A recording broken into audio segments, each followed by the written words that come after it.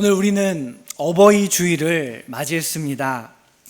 한국 교회의 어버이 주일은 미국에서 온 선교사들이 교회를 중심으로 하여 한국에서도 그 미국에서 지켜왔던 어머니의 날, 마더스 데이를 지킬 것을 권면했던 것에서 비롯됐습니다. 그래서 처음에는 어버이 주일이라고 부르지 않고 어머니 주일이라고 불렀다고 합니다.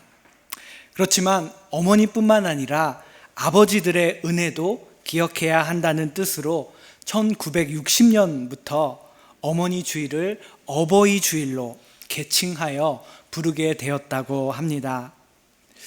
오늘 우리가 맞이한 이 어버이 주일이 소중한 이유는 우리가 각자의 생각이나 또한 이 시대의 흐름에 따라서 어버이를 생각하는 것이 아니라 하나님의 말씀인 성경을 통하여 어버이에 대해서 생각하고, 또 성경은 우리의 어버이에 대해 뭐라고 말하고 있는지 귀를 기울이는 기회이기 때문에 이 주일이 소중하다고 생각됩니다.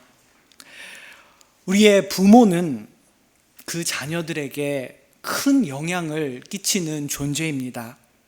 특히 자녀가 어릴 때일수록 그 영향은 더 클 것입니다. 인간이 태어나서 가장 처음으로 갖게 되는 관계가 바로 부모와의 관계입니다. 그런 의미에서 부모와의 관계는 우리 인간의 모든 관계의 기초라고도 말할 수 있을 것입니다. 부모와 좋은 관계 속에서 자라나고 성장하는 일은 아마 모두가 바라는 이상적인 모습일 것입니다.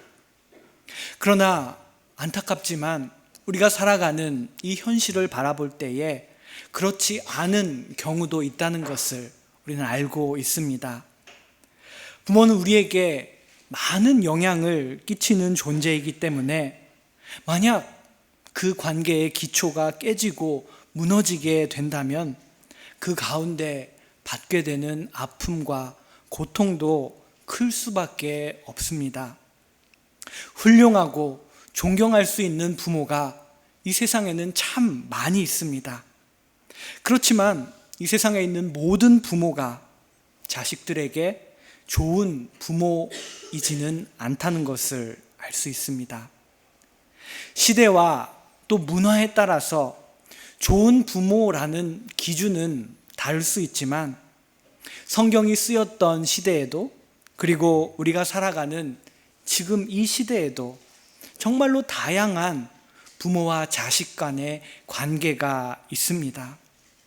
그리고 각 가정에는 다양한 사정이 있고 또 각 가정마다 다른 특징이 있습니다. 그렇지만 오늘 우리들은 하나님의 말씀이, 이 성경이 각각 사정이 있고 형편이 다른 그런 각 가정의 상황 속에서 모든 자녀들에게 무엇을 말하고 있는지 귀를 기울이기 위해 이 자리에 있다라는 것입니다. 오늘 우리가 함께 읽은 본문의 1절에는 너희 부모에게 순종하라 라는 말씀이 기록되어 있습니다. 이 내용은 오늘 우리가 읽은 에베소서뿐만 아니라 신구약 성경의 여러 곳에 부모를 따르고 공경할 것이 기록되어 있습니다.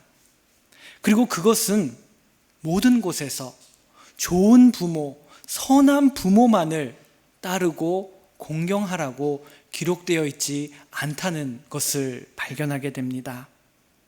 즉, 부모가 좋고 나쁘고를 떠나서 부모를 순종하고 경외하라고 성경은 말하고 있는 것입니다. 신약 성경을 보면 사람이 부모를 어떻게 대하는지는 그 시대를 볼 수 있고 판단할 수 있는 중요한 기준, 시금석이 된다라는 것을 알 수 있습니다.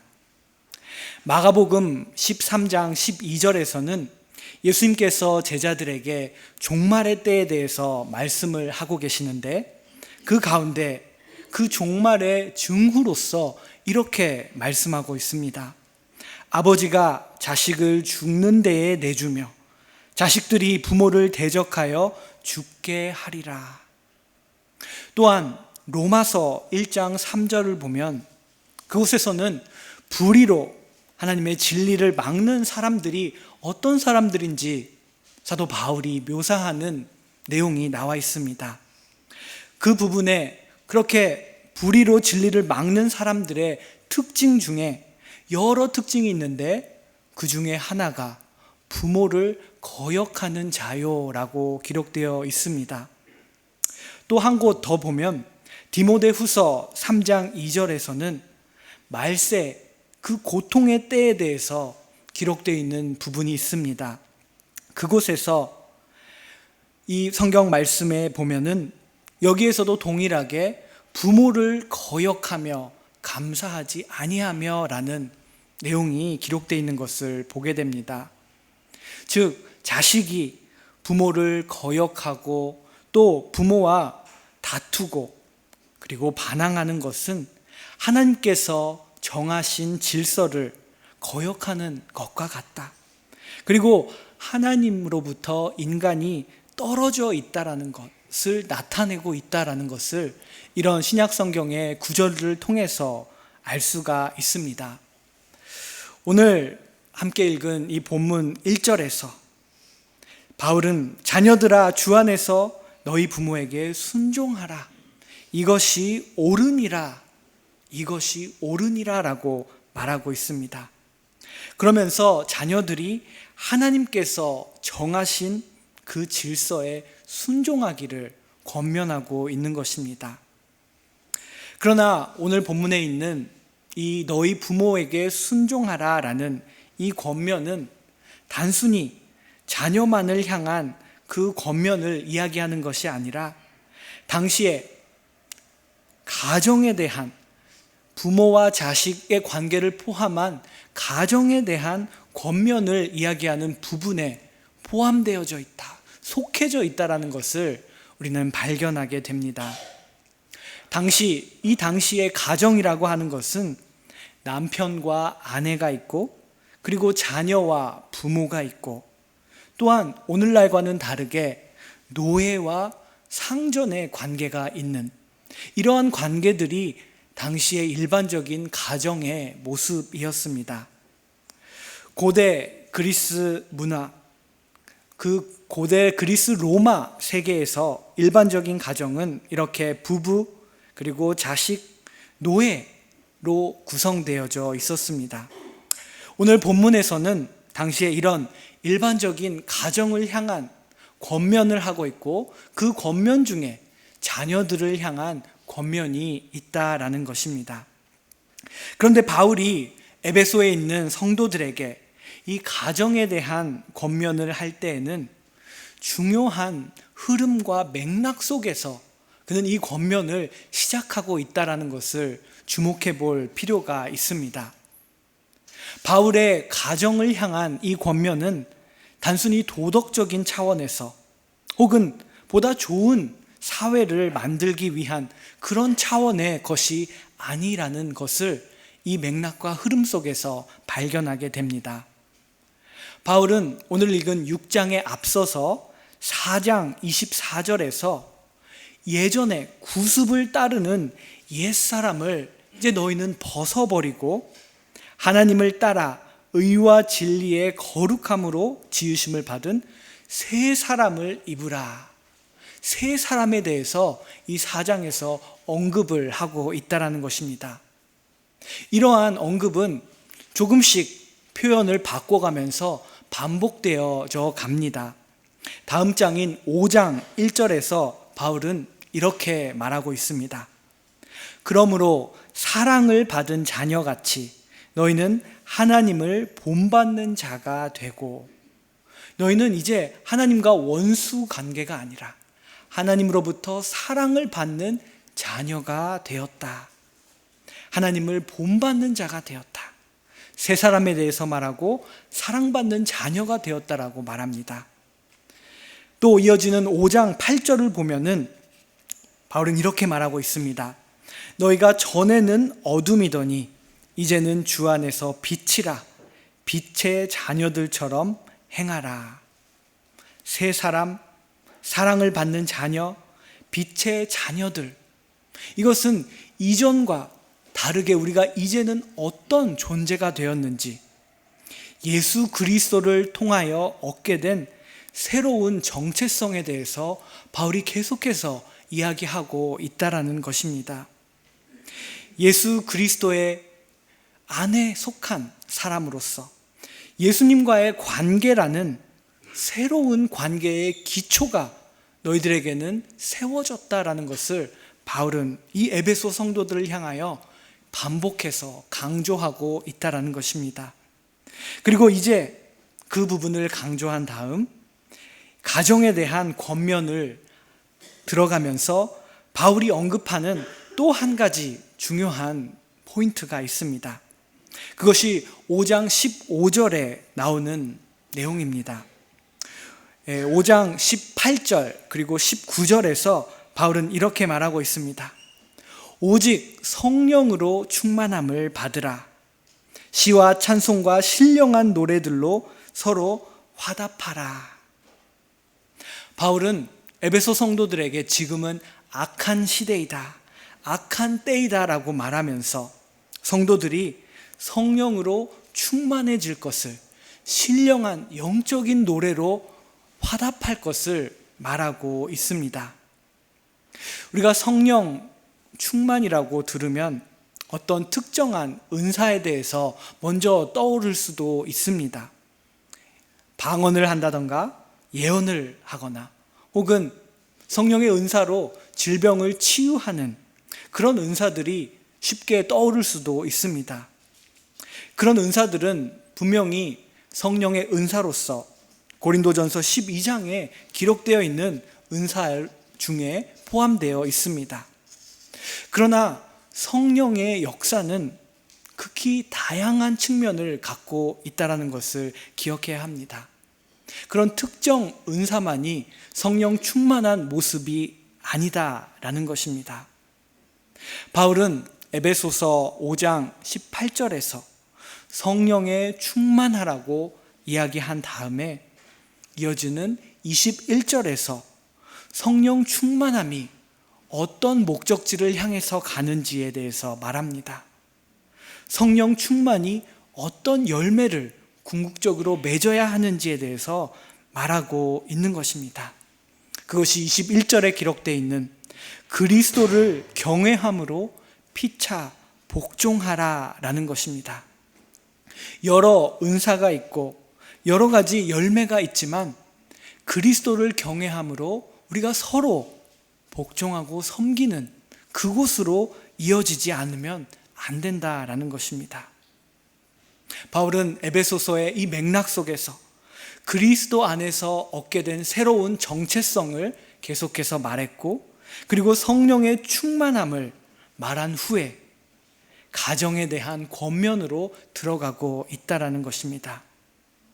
여기서 우리가 주목해 볼 수 있는 부분은 성령 충만한 사람이 열매를 맺는, 그리스도를 경외하고 피차 복종하는 그 목적지를 향해서 걸어 나아가는 첫 번째 장소가 바로 가정이다라고 바울이 이야기하고 있다라는 것입니다.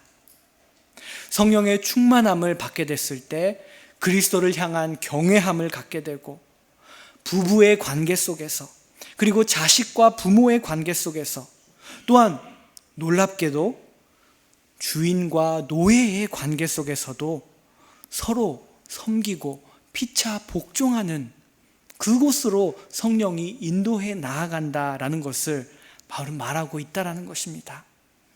아무리 많은 은사, 방언을 한다든지 예언을 한다든지 치유의 은사가 있어도 이 그리스도를 경외함과 피차 복종함이 없다면, 이러한 마음으로 우리가 가정에서 서로의 관계를 맺지 못한다면 참으로 성령으로 충만해져 있다라고 말할 수 없다라는 것입니다. 성령으로 충만해지기 전에, 성령이 강림하기 전에 예수님의 제자들, 사도들의 모습에 대해서 우리는 이미 여러 주일을 통하여 함께 봐왔습니다. 예수님의 십자가의 때가 가까워 왔고 예루살렘에서의 고난을 3번에 걸쳐서 예고하셨을 때에도 제자들은 자신의 지위를 조금이라도 높이기 위해 혈안이 돼 있었습니다. 지난 주일에는 그런 제자들에게 어린 아이를 영접하라고 말씀하신 그 예수님의 모습을 함께 나누었습니다. 그런데 그렇게 자신의 지위에만 관심이 있었던 제자들이 성령의 강림 이후에, 성령으로 충만해지고 낸 이후에 무엇을 이루었는지, 그들 안에 무엇이 탄생했는지 우리는 보게 됩니다. 성령 충만이 제자들을 통해 이루게 한 것은 결코 계급 사회가 아니었다라는 것입니다. 제자들이 성령 충만을 임했을 때 그곳에는 에클레시아라고 불리는 교회 공동체가 세워지게 되었습니다. 예수 그리스도를 머리로 삼고 모든 사람이 그 지체가 되는, 그리고 피차 복종하고 섬기는 교회가 세워졌다라는 것을 우리는 알 수가 있습니다. 사도들에게는 분명 성령의 은사로서 악령을 쫓아내고 치유하는 그런 은사가, 권위가 주어졌습니다. 그러나 예전과 같이 그들은 자신의 지위를 높이려 하지 않았고, 그리고 피차 복종하고 섬기는 에클레시아 공동체를 만들어 갔다라는 것을 우리는 사도행전을 통해서 볼 수가 있습니다.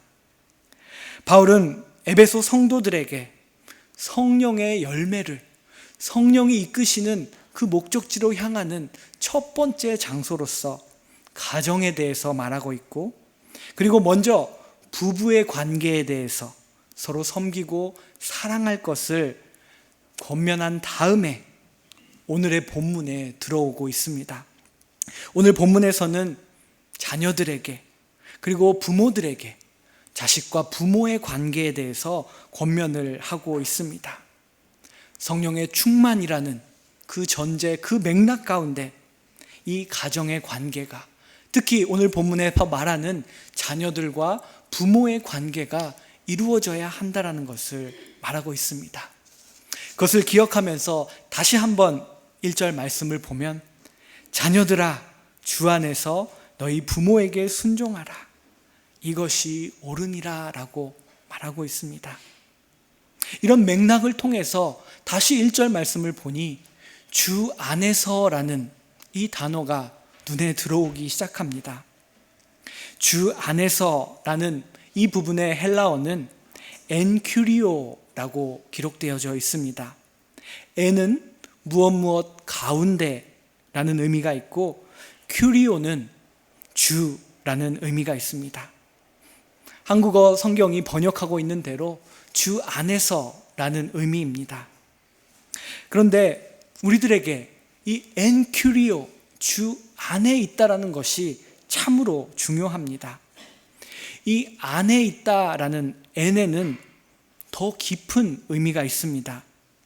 그것은 어떤 곳에 안이라는 의미도 있지만 어떤 것에 묶이게 된다, 엮이게 된다라는 상태 또한 나타내는 단어입니다. 일본어 신공동역 성경은 그런 이 헬라어의 의미를 반영하여서 무스바레테이르, 주께 엮인, 묶여있는 자로서 라고 번역을 하고 있습니다. 바울은 이 주 안에서, 주께 엮여있는 가운데에서 라는 표현으로 그리스도 안에서 새로운 정체성에 대해서 말하고 있는 것입니다. 새 사람이 되었고, 이제 너희는 사랑을 받는 자녀가 되었고, 빛의 자녀가 된 너희들이 주 안에서 부모에게 순종하라고 말하고 있는 것입니다. 성령은 이렇게 우리들을 그리스도를 향한 경외를 갖게 하고 그리스도에게 묶이고 엮이게 촉구하고 인도해 나아가십니다. 우리의 힘만으로는 부모에게 순종하기가 어려울 때가 있습니다. 부모도 인간이기 때문에 결코 완벽하지 않기 때문입니다. 부모도 연약함이 있고 때로는 실패하기도 합니다. 또 자녀로서 나의 부모는 나를 이해하지 못한다라고 느껴질 때도 있을 것입니다. 그럴 때 만약 우리의 능력으로 부모를 순종하고 따르기를 원한다면 한계가 있고 그렇게 하지 못할 것입니다. 그렇지만 만약 우리가 바울이 말하는 것처럼 엔큐리오, 주 안에서 주님께 엮여 있는 그런 사람으로서 있다면 자신의 감정과 생각과 뜻을 통해서 움직이는 것이 아니라 그리스도를 향한 경외를 갖고 새로운 정체성을 가진 자로서 부모에게 순종할 수 있게 된다라는 것을 바울은 권면하고 있습니다. 이 바울의 말씀을 통해서 우리는 부모와 자식의 1대1의 구도가 아니라 이제는 새로운 나와 그리스도라는 새로운 관계가 기초에 있고 그리고 그 관계를 토대로 삼고 부모를 향해 우리가 순종하고 공경하게 된다라는 새로운 관계의 구도를 발견하게 됩니다. 또한 1절 후반 부분에서 바울은 부모에게 순종하는 이것이 옳으니라 라고 말하고 있습니다. 더 쉽게 풀어서 이야기하면 이것이 하나님께서 모든 자녀들에게 바라는 하나님께서 원하시는 모습이다라는 것입니다. 하나님은 우리 인간을 창조하실 때에 하나님의 형상으로 창조하셨다고 창세기에는 기록되어 있습니다. 사람이 그 부모를 따르고 순종하고 공경하는 것은 하나님께서 그렇게 창조하실 때에 놔두신, 세워주신 질서이고 그리고 하나님께서 우리들에게 주시는 계명이라는 것입니다. 하나님께서 모세에게 10계명을 주셨을 때 그 계명 가운데 사람과 사람 사이의 계명 속에 첫 번째로 주신 계명이 바로 이 부모를 공경하고 부모에게 순종하는 것이라는 것을 우리는 알고 있습니다. 그러나 인간이 죄에 타락함으로써 그 하나님의 형상을 잃게 되어 가는 모습을 또한 우리는 보게 됩니다. 그렇게 됐을 때 신약 성경에 기록되어 있는 이 종말의 증후와 같이 사람은 하나님의 법과 하나님의 기준을 따르지 않고 스스로 좋고 나쁨, 선악을 판단하게 됩니다. 그리고 스스로의 기준으로 부모에게 대적하고 거역하게 된다라는 것입니다. 우리들은 이제 예수 그리스도와의 새로운 관계를 맺고 새 사람을 입은 사람으로서 이 하나님의 형상을 회복해 나가야 한다. 그리고 그 회복 속에서 부모를 따르고 순종하고 공경하게 될 수 있다라는 것입니다. 오늘 본문 2절에서 바울은 말합니다. 내 아버지와 어머니를 공경하라. 이 공경하라고 할 때 헬라어는 티마라는 헬라어가 사용되어져 있습니다. 이 티마라는 헬라어는 표면적인 순종, 복종만을 의미하지 않습니다. 이 티마, 공경은 사람으로서의 존엄을 파악하고 이해하고 공경한다라는 의미가 담겨져 있습니다. 어렸을 때 자녀가 성장하는 과정에서 부모에게 반항하고 부딪히는 그런 시기가 있습니다. 그렇지만 이 아이들의 반항은 부모를 향한 신뢰가 있기 때문에 그 반항이 이루어질 수 있는 것입니다. 그런 의미에서 이 반항은 항상 부정적인 의미가 있는 것은 아닙니다.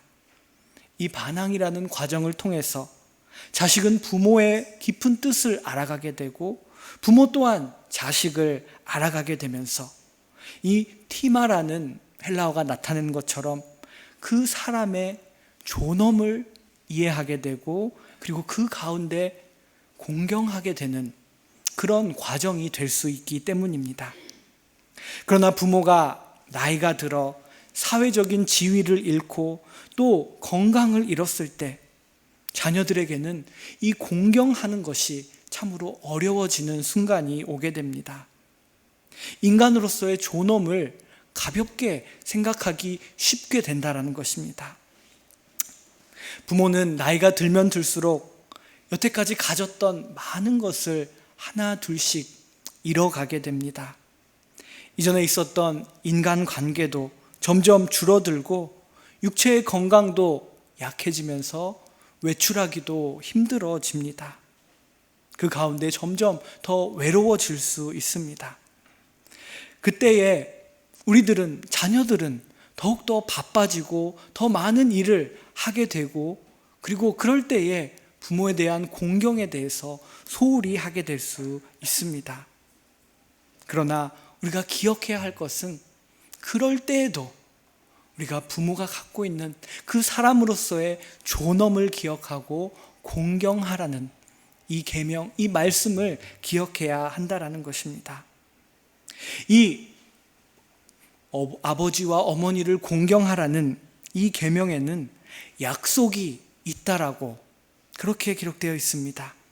그 약속은 이로써 네가 잘되고 땅에서 장수하리라라는 3절에 기록되어 있는 약속의 내용입니다. 네가 잘 될 것이다. 땅에서 장수하게 될 것이다. 이 축복의 의미는 단순히 네가 물질적으로 부유하게 될 것이다 라는 의미가 아닐 것입니다. 십계명에서 부모를 따르고 또 공경하도록 명령하고 있는 그 계명을 주고 있는 이유는 우리가 이를 통하여서 하나님에 대한 순종과 하나님에 대한 공경을 배우고 깨달을 수 있기 때문입니다. 우리들의 눈에 보이는 부모를 공경함으로써 눈에 보이지 않는 하늘의 아버지를 공경하고 순종하는 그 법을 배우게 된다는 것입니다. 부모를 공경하고 순종할 때에 우리는 이 관계를 통해서 또한 하나님을 향하여 더욱더 순종하고 하나님을 섬기는, 공경하는 그런 자세로 나아갈 수 있습니다.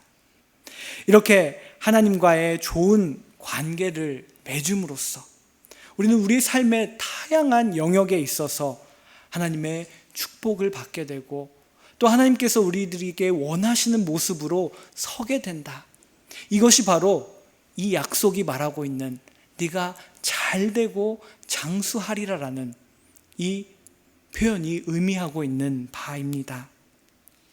성령으로 충만하여서 그리스도를 경외함으로 피차 복종하라.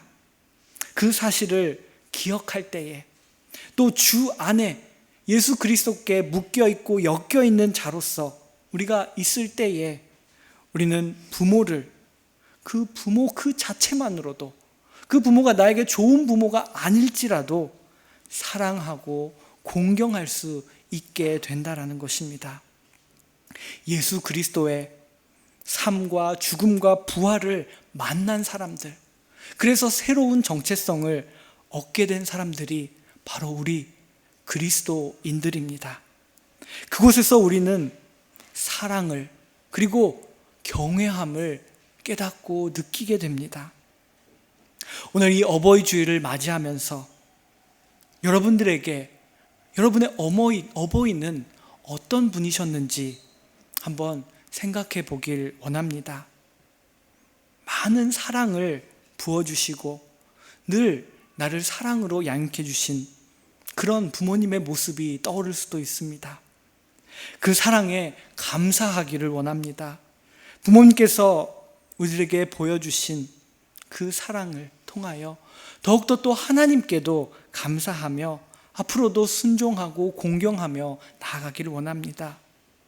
그리고 만약 부모님을 통해서 내 안에 많은 아픔과 상처가 있다면 부모님을 공경하고 순종하는 것이 나의 뜻과 의지 때문이 아니라 하나님의 말씀, 하나님의 계명임을 기억하길 원합니다.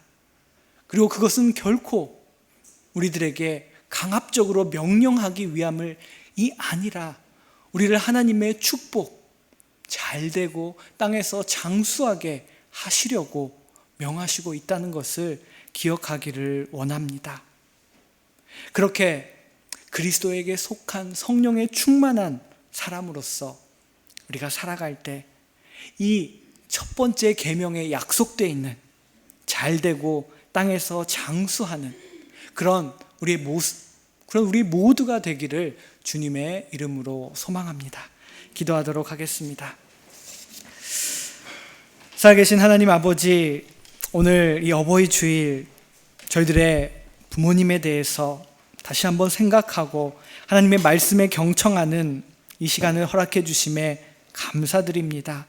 하나님께서 주신 이 명령, 우리들에게 축복을 주시기 위하여 우리들에게 말씀하시는 이 말씀을 마음에 새기게 하여 주시옵소서. 또한 우리가 그리스도 안에서 새로운 피조물이 되었고 또 성령의 충만함을 받는 가운데 이 모든 것이 이루어져 나아감을 기억하면서 그렇게 그리스도에게 엮여있는 속한 사람으로서 살아갈 수 있도록 인도하여 주시옵소서. 감사드리며 예수 그리스도의 이름으로 기도드립니다. 아멘. 찬송가